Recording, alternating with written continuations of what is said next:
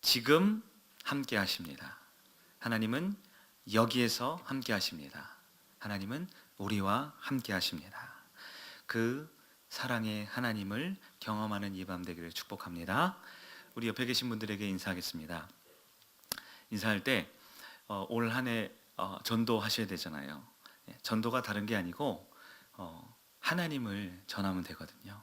하나님이 누군지, 얼마나 사랑 많은지 전하면 되거든요. 전도의 차원에서 옆 사람에게 인사합니다. 하나님이 사랑한대요. 네, 굉장히 기계적으로 하시는데 그렇게 하면 전도가 안 됩니다. 눈빛을 바라보면서 다시 한번 합니다. 진짜로 사랑한대요. 아멘. 여러분 전도하신 거예요 지금. 네, 우리 안에 하나님을 사랑하고 하나님이 우리를 사랑하는 것을 확신하는 이 밤 되기를 축복합니다. 어떤 청년에게 들은 얘기예요. 그 청년이 시골에 있는 조카가 올라왔대요. 올라와서 굉장히 시골에 사는 그 조카였는데 이쪽으로 오니까 예쁜 인형을 좋아하거나 아니면 뭐 TV, 텔레비전 재밌는 거를 좋아할 줄 알았는데 이 꼬마 아이가 그 이모네 집, 그 청년 집에 와서 다른 거에 관심을 두지 않고 식탁 위에 있는 계란을 그렇게 쳐다보고 있더래요. 계란을. 요즘 AI 그것 때문에 계란값이 굉장히 올랐죠. 우리 전도사님이 닭알값이 올랐다고 계속 그러는데, 네, 올랐죠. 그래서 계란 구하는 게 쉽지 않다고 그러던데, 하여튼 그 꼬마 아이가 그것 때문인지 다른 데 관심을 두지 않고 그 계란만 계속 이렇게 쳐다보고 있는 거예요. 그래서 우리 청년이 이모가, 그러니까 이게 너 계란 좋아해? 계란 먹을래? 그랬더니 이 아이가 너무 좋아하면서 계란을 들고 가서 화장실로 뛰어가더래요. 화장실에 세면대에서 물을 켜고 계란을 빡빡 씻는 거예요. 그리고 나서 그 계란을 먹더라는 거예요. 이 청년이 계란이 뭐가 묻었었나? 이렇게 생각을 했는데 그날 저녁에도 이 아이가 다른 건 보지 않고 그 계란만 보고 있는 거예요. 사랑스러운 눈빛으로 계란을. 그래서 이 청년이 야, 또 너 계란 또 먹을래? 그러니까 너무 좋아하면서 또 계란을 들고 어디로 갔을까요? 화장실 가서 또 씻으려고 그러는 거예요. 이 이모가 굉장히 이상한 눈빛으로 봅니다. 그러더니 한 번 더 계란 먹을래 물어보니까 마침 그때도 화장실에 가서 또 씻으려고 그러는 거예요. 그래서 물어봤어요. 계란에 뭐가 묻었어? 왜 그걸 씻어 먹어? 그냥 먹으면 되지. 그랬더니 이 아이가 하는 말이 닭똥꼬에서 나왔잖아. 그러더래요.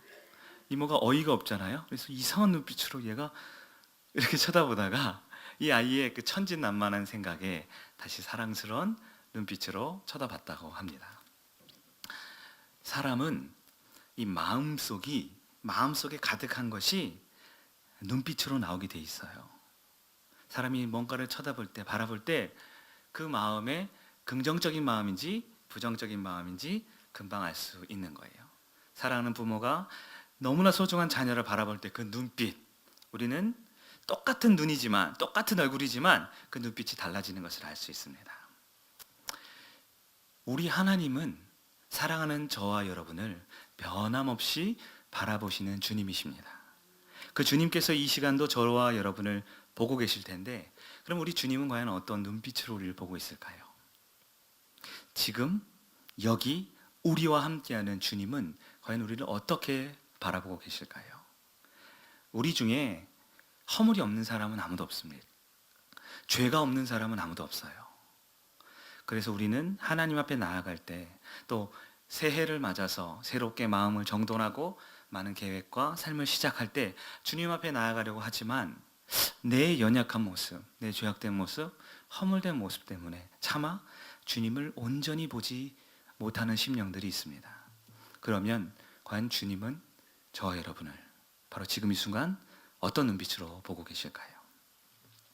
우리가 오늘 살펴본 말씀은 그 유명한 예수님께서 마지막 날 밤에 잡히셔서 이 대제사장의 뜰에 갇혀서 모진 고난과 신문을 받으신 그 장면입니다.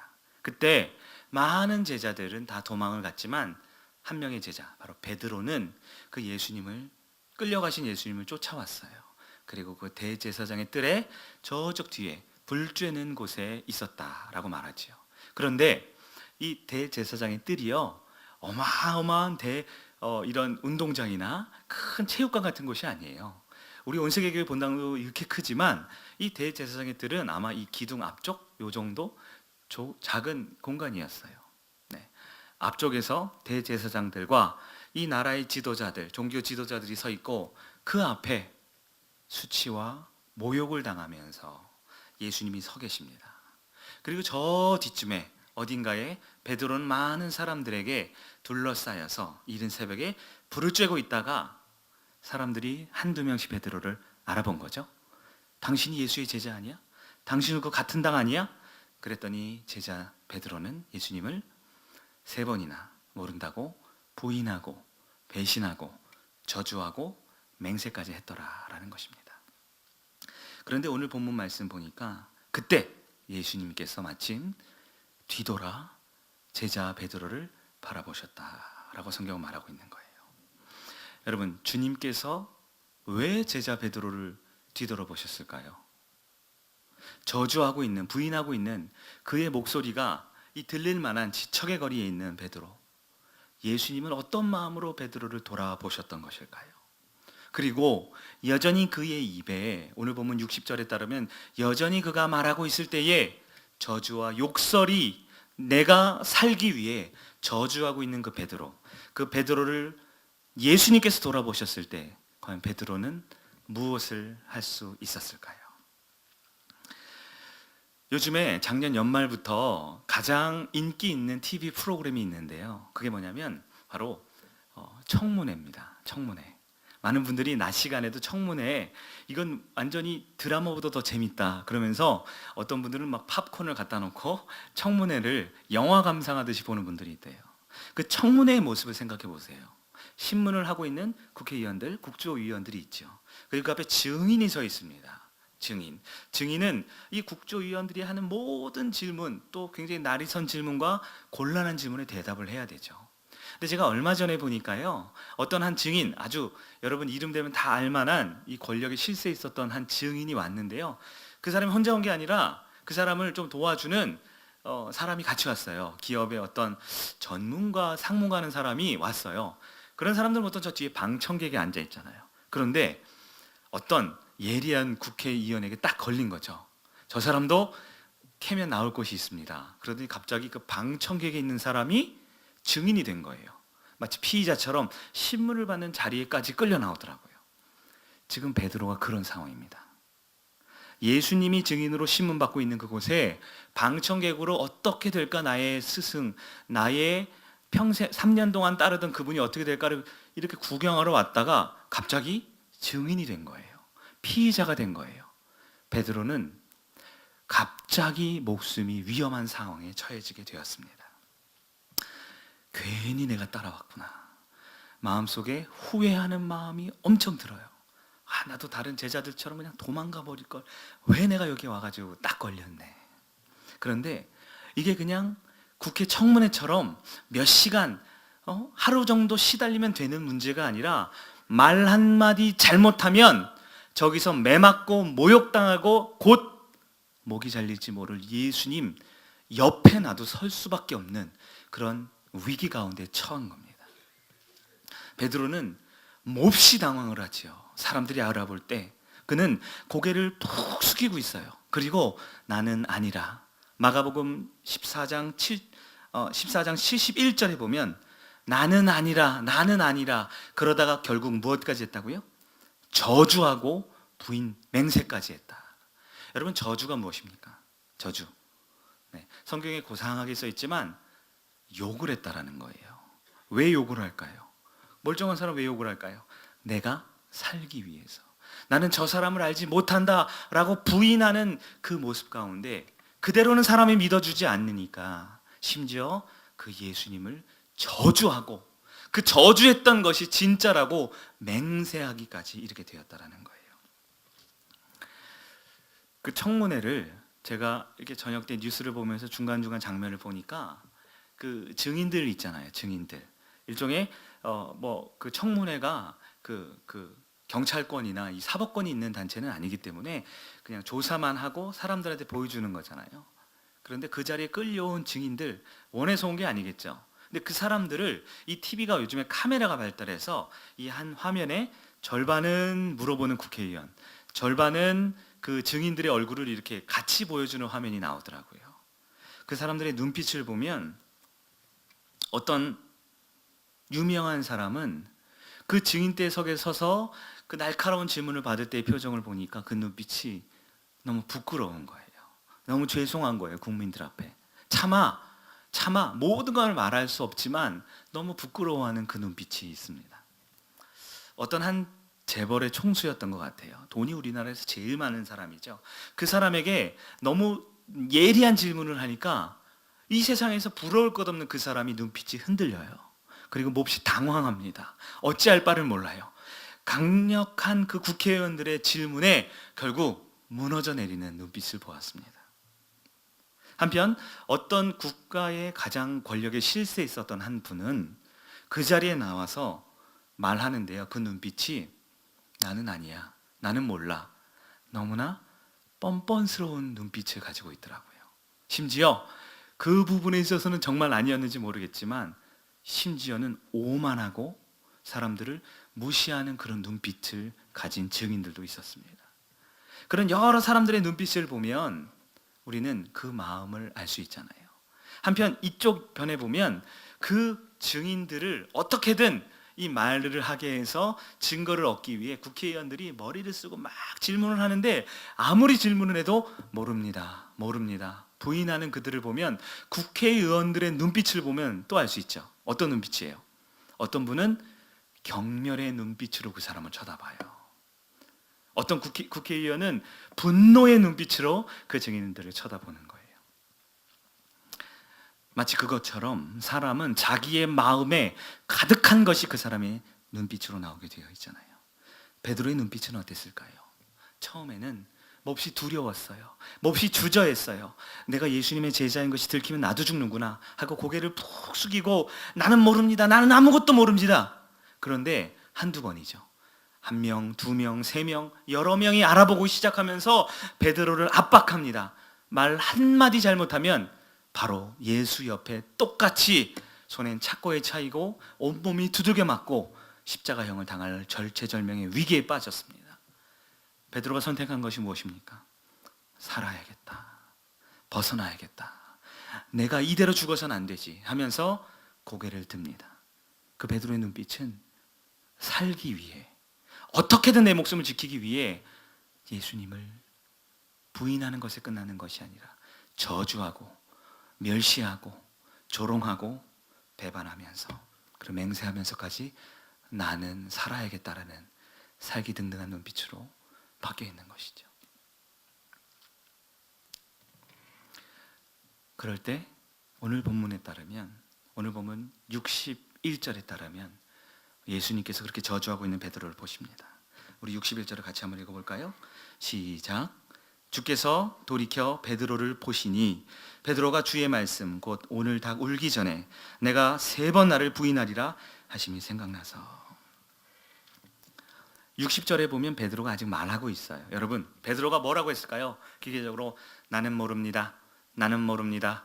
그 청문회 나온 분들처럼 그렇게만 할까요? 아니죠. 내가 살아야 돼요.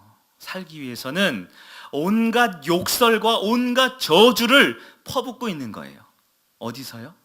신문 받고 있는 예수님이 지척해 보이는 거리에서 그 저주하는 소리, 그 음성이 예수님께 들렸을까요? 안 들렸을까요? 예수님의 귀에 생생히 들리는 거예요.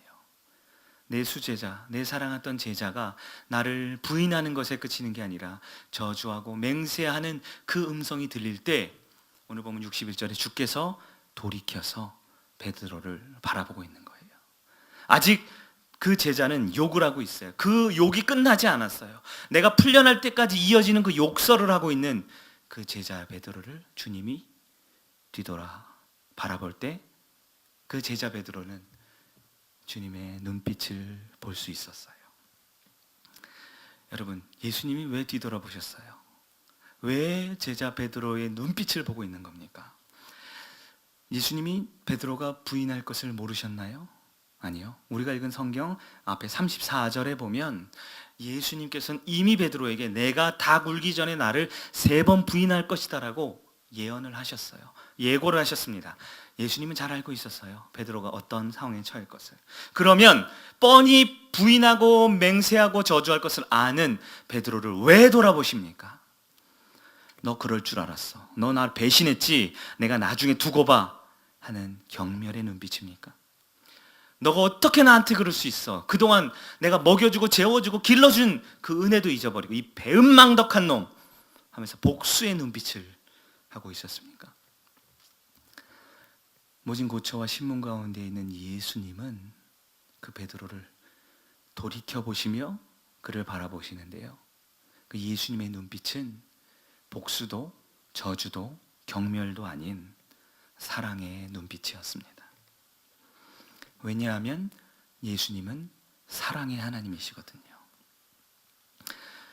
사람은 사람을 사랑할 때 조건이 필요합니다. 명분이 필요합니다. 하지만 하나님은 그런 분이 아니세요. 하나님은 조건이 없습니다. 하나님은 그 어떤 환경에도 동일하게 사람을 바라보시는데 그 사랑의 눈빛은, 주님의 사랑의 눈빛은 언제나 사랑입니다. 사람은 한때 사랑하다가도 그 사람이 나를 부인하고 배신하면 복수하고 싶은 마음이 드는 것이 인간입니다. 그러나 하나님은 그렇지 않습니다. 하나님은 나를 배신해도, 나를 배반해도, 나를 모른다 해도 변함없이 사랑하는 마음으로 바라보고 있는 것입니다. 우리 주님이 왜 돌아보셨을까요? 우리 주님의 마음은 무엇입니까? 우리 주님께서는 베드로를 너무 잘 아셔요. 베드로의 지금 처한 환경, 그의 처지, 그의 두려운 마음을 누구보다 헤아리고 계십니다. 그리고 위기 가운데, 죽음의 위기 가운데 살고 싶어하는 그런 연약한 베드로를 누구보다 이해하고 그를 사랑하고 그를 용서하기 위해 베드로에게 뒤돌아 그의 눈을 바라봐 주시는 것입니다. 우리 주님은 어떤 분입니까? 예수님은 사랑이십니다. 지난 3년 동안 배고플 때마다 먹여주셨어요. 병들린 자를 고쳐주셨습니다. 심지어 죽은 자를 다시 살려주셨어요. 그럼에도 불구하고 그 제자들이 다 도망을 가고 남은 한 명의 제자마저 나를 부인하고 배신하지만 그 부인하고 배신하는 제자의 모습과 상관없이 변함없이 끝까지 사랑해 주시는 사랑의 하나님이십니다. 주님의 눈빛은 언제나 사랑입니다. 우리 주님의 눈빛은 언제나 사랑입니다. 여러분, 우리가 언제 구원받았습니까? 어떻게 구원받았습니까? 주님을 많이 사랑해서 구원받았습니까? 우리가 의로워서 구원받았습니까? 아니요. 로마서 5장 8절은 증거합니다. 우리가 여전히 아직도 죄인 되었을 때에 그리스도께서 우리를 위하여 죽으심으로 하나님께서 우리를 향한 하나님의 그 크신 사랑을 확증하셨느니라. 아멘. 하나님께서는 우리가 자격이 있어서 사랑해 주셨던 것이 아니죠. 우리가 의로워서 사랑해 주셨던 것이 아닙니다. 우리는 여전히 주님을 부인하고 여전히 주님 앞에 배신하는 삶을 살지만 하나님께서는 우리의 어떠함과 관계없이 변함없는 사랑의 마음으로 우리를 돌이켜보시고 사랑해 주시는 사랑의 하나님임을 믿으시길 바랍니다. 베드로는 주님을 부인했지만 예수님은 사랑했습니다. 베드로는 주님을 배반했지만 주님은 끝까지 사랑했습니다. 심지어 베드로는 주님을 저주하고 경멸하면서 맹세까지 하고 있지만 예수님은 변함없이 그 베드로를 사랑하고 있는 것입니다. 예수님의 지금 처지가 어떻습니까? 매 맞았어요. 밤새 신문 받았어요. 눈에는 퉁퉁 붓고 피눈물이 흐르고 살갗은 벗겨져 있습니다. 침배침을 당하고 온갖 매질을 당했어요. 제대로 서 있기도 힘든 그 청문회보다 더 심각하고 그 재판소 사형 판결의 현장에서 예수님은 너무나 자기 한 몸 추스리기도 어려운 상황이죠. 그런데 그 예수님이 베드로를 어떻게 사랑하십니까? 첫 번째로 예수님은 베드로를 향해 주께서 돌이켜 베드로를 보셨다 그랬습니다. 내 한 몸, 그의 몸과 마음과 영혼이 피폐할 대로 피폐하고 몰골이 말이 아니지만 주님은 베드로를 돌아보십니다. 왜요? 베드로를 사랑하기 때문입니다. 끝까지 내 사랑하는 제자 베드로를 바라봐 주시는 것이 우리 주님의 사랑입니다. 그냥 돌아보기만 하셨나요? 아니요. 주님의 눈빛은 사랑의 눈빛이었습니다. 주님은 눈빛으로 말하셨습니다. 그때 예수님이 돌아보셔서 베드로야 괜찮다 말을 하셨을까요? 아니요. 우리 주님은 베드로를 살리고 싶어요. 베드로를 너는 살아야 한다. 비록 나는 매 맞고 십자가 죽지만 너는 살아야 돼. 그래, 나를 부인하고 저주했지만 너는 꼭 살아남아야 돼. 주님은 아무 말씀 안 하셔요. 왜요? 아무런 연관성이 없어야 되잖아요. 그가 내 제자였다라는 사실이 드러나면 안 되잖아요. 주님은 말없이 그죠? 아주 짧은 찰나의 순간이지만 베드로를 사랑의 눈빛으로 바라봐 주셨습니다. 나는 괜찮아. 너를 이해한다. 너를 용서한다. 그래, 살아야 한다. 부활한 후에 내가 너를 바라봤던 그 눈빛 기억하고 꼭 다시 만나자. 무엇보다 우리 주님께서는 베드로에게 그 주님의 사랑을 깨닫게 해주셨습니다. 베드로는 그 찰나의 순간 주님의 눈빛과 마주쳤던 그 순간 주님의 사랑을 알까요? 모를까요? 네. 여러분, 벙어리가 말은 못해도 날짜가 아는 줄은 안다고 우리 목사님들 말씀해 주시죠. 인간은 다 알아요. 자신은 찢겼지만, 자신은 고통 중에 있지만, 자신은 곧 십자가에 죽지만 내 사랑하는 제자를 살리기 위해 돌아봐 주시는 그 사랑의 눈빛, 베드로는 정확하게 알고 깨달았던 것입니다. 그래서 그 눈빛을 본 베드로는 그의 입에서 저주와 욕설을 멈추고 62절 보니 나가서 통곡하기 시작했던 것입니다. 사랑하는 여러분, 주님의 사랑은 아무런 조건이 없는 사랑입니다. 조건이 있으면 그건 참 사랑이 아니죠. 내가 나에게 어떻게 해주었기 때문에 사랑하는 것이 아니라 주님의 사랑은 나를 부인하고 나를 배신하고 나를 모른 척해도 변함없이 아무 조건 두지 않고 변함없이 사랑해주는 사랑이십니다. 우리 주님의 사랑은 절대 복수하지 않습니다. 절대 분노하고 증오하는 것이 아닙니다. 주님의 사랑은 끝까지 살아남아야 한다. 비록 네가 네 입으로 나를 부인하고 저주하지만 괜찮다. 살아남아라. 살아남아라 하는 주님의 눈빛입니다. 우리 주님의 사랑은 눈빛 하나로 충분합니다. 다른 긴 말이 필요 없습니다. 주님의 사랑은 그 눈빛을 바라본 자, 그 주님의 눈빛을 마주한 자에게 한없이 부어주시는 사랑의 눈빛입니다. 주님의 눈빛은 언제나 사랑입니다. 여러분, 저를 한번 따라해 볼까요? 주님의 눈빛은 언제나 사랑이다. 주님은 베드로에게 사랑의 눈빛만 보낸 것이 아니라 그에게 주님을 바라보았던 그 베드로에게 놀라운 축복을 허락해 주십니다. 그때 닭이 울었다 그랬어요. 닭이 울었습니다. 여러분, 닭 울음소리, 만약에 베드로가 예수님을 저주하고 부인한 상태로 그대로 닭 울음소리를 들었으면 매일매일 아침 우는 그 닭 울음소리 들을 때마다 그의 가슴은 찢어졌을 것입니다. 그의 가슴은 주님의 그 분노 앞에, 주님의 그 복수 앞에 주저하고 두려워하고 일어설 수 없었을 거예요. 그래, 내가 배신했던 사람이지. 예수님이 나의 주님인데도 내가 그 주님을 배신했지. 마음속에 후회에 메아리가 칠 수밖에 없습니다. 그러나 주님께서는 베드로에게 사랑의 눈빛을 보낸 주님께서는 그에게 그 닭 울음소리를 바꾸어 주셨어요. 매일매일 아침마다 듣는 그 닭 울음소리가 배신했던 나의 모습을 보는 게 아니라 베드로야, 네가 아무리 배신해도 나는 너를 사랑한단다.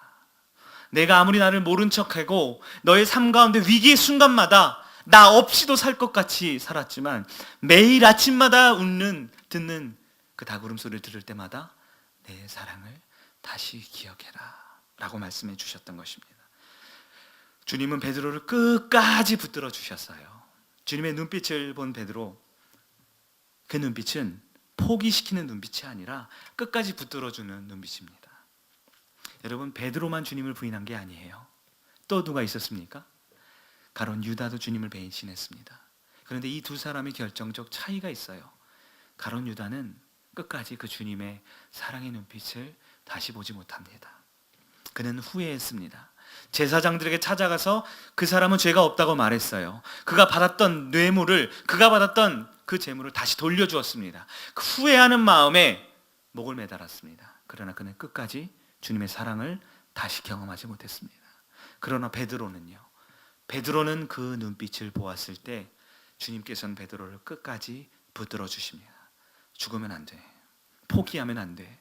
넘어지고 좌절하고 내 모습 스스로에게 너무나 실망스럽지만 너도 너를 포기해도 나는 너를 포기하지 않는다. 우리 주님은 끝까지 베드로를 붙들어 주셨습니다.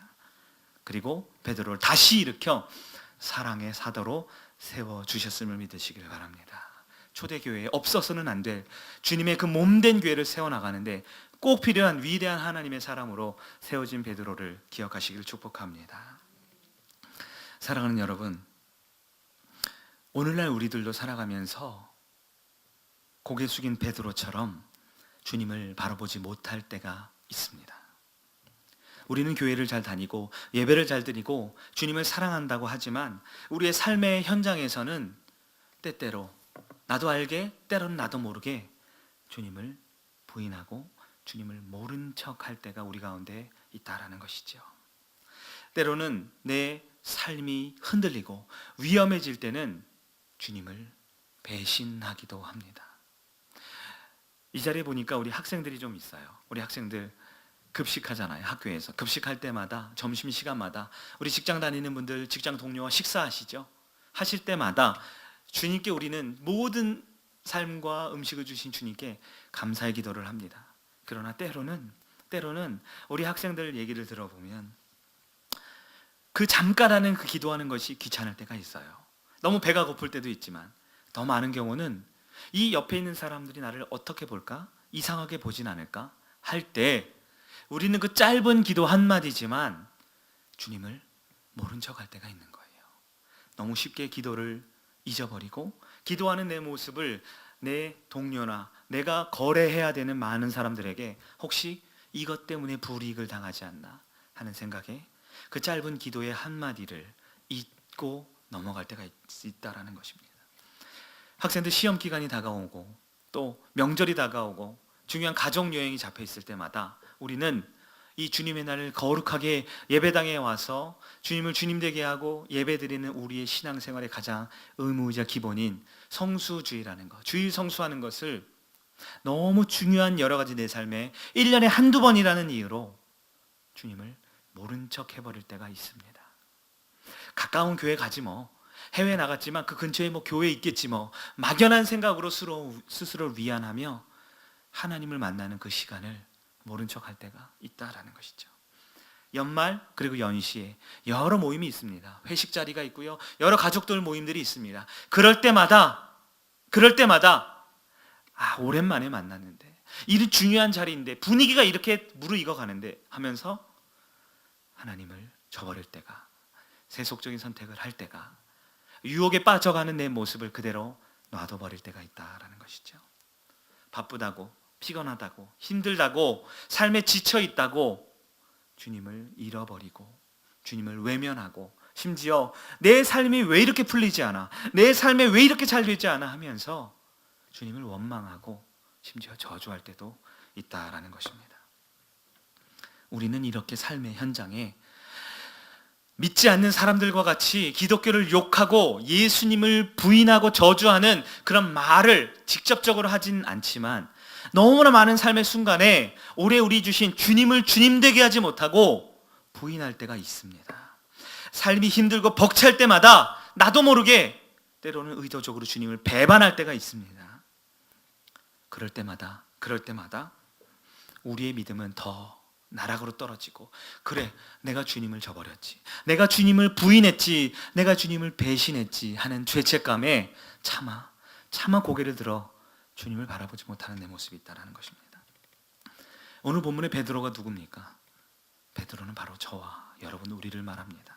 수많은 이유들로 주님을 부인하고 모른 척했던, 배신하고 살아가는 우리들의 모습을 말하죠.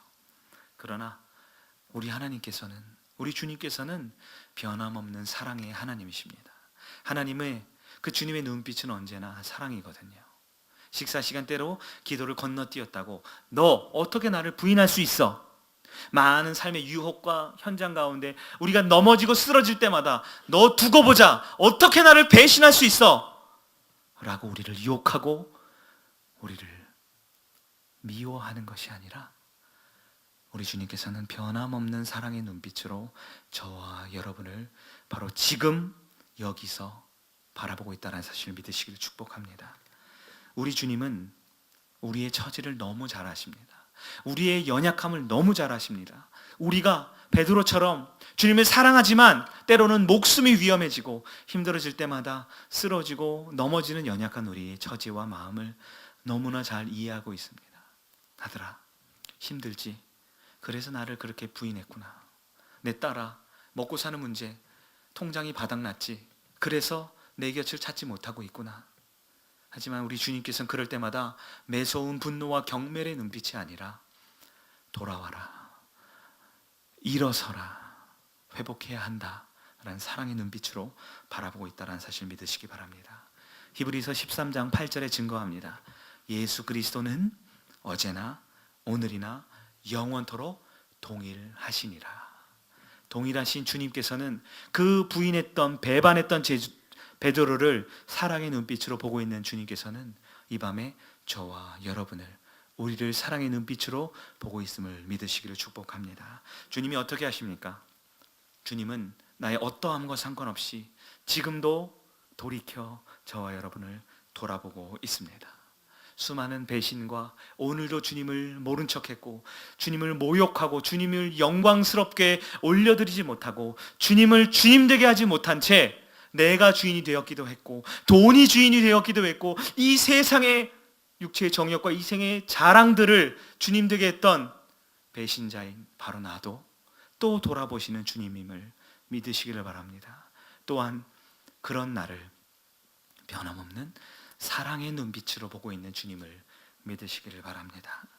사랑하는 아들, 사랑하는 딸, 괜찮아. 다시 일어서면 돼. 나는 너를 포기하지 않아. 그 주님의 사랑의 눈빛을 기억하길 바랍니다. 우리가 그 주님의 사랑의 눈빛을 바라본다면 주님의 사랑을 깨달을 수 있습니다. 그 주님의 사랑의 눈빛을 바라본다면 우리는 다시 일어설 수 있습니다. 우리는 주님을 배신하고 우리는 주님을 모른 척했지만 그 사랑의 눈빛을 바라본다면 우리가 아직 죄인 되었지만 우리를 향한 그 주님의 사랑, 그것으로 인해서 우리가 구원받았다라는 믿음의 확신을 가지고 주님을 주님 되게 하는 여러분 되기를 축복합니다. 그 예수님의 눈빛을 바라보는 올 한 해 되기를 축복합니다. 새벽 기도를 통하여 주님의 눈빛을 바라보세요.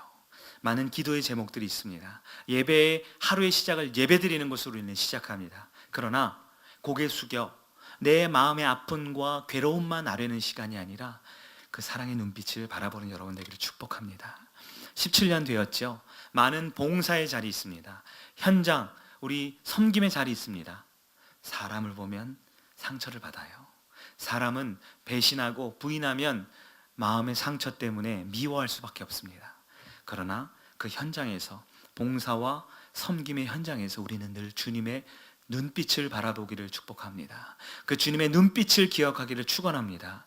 그럴 때 우리는 주님과 동행할 수 있습니다. 말씀을 마치겠습니다. 이 밤에 그 주님의 사랑의 눈빛을 다시 바라보는 여러분 되기를 축복합니다.